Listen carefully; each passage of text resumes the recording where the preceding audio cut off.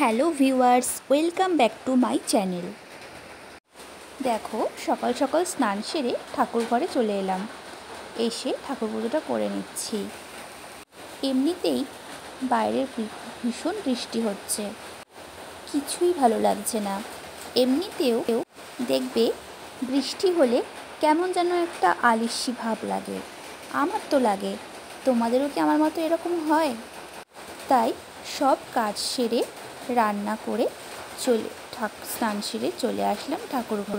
দেখবে সকাল সকাল স্নান সারলে যেমন শরীরটা অনেকটা হালকা লাগে, মাইন্ডটা অনেকটা ফ্রেশ লাগে, ঠিক তেমনই সকাল সকাল পুজোটা হয়ে গেলেও যেন অনেকটা শান্তি পাওয়া যায়।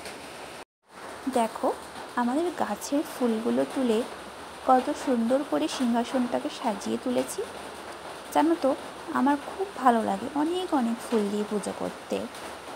এর মধ্যেই দেখো, তুলসী মন্দিরে পুজো করতে যাব, আর তার মধ্যে এত বৃষ্টি পড়ছে, না পেরে ছাতা নিয়েই চলে এলাম তুলসী মন্দিরে পুজো করতে।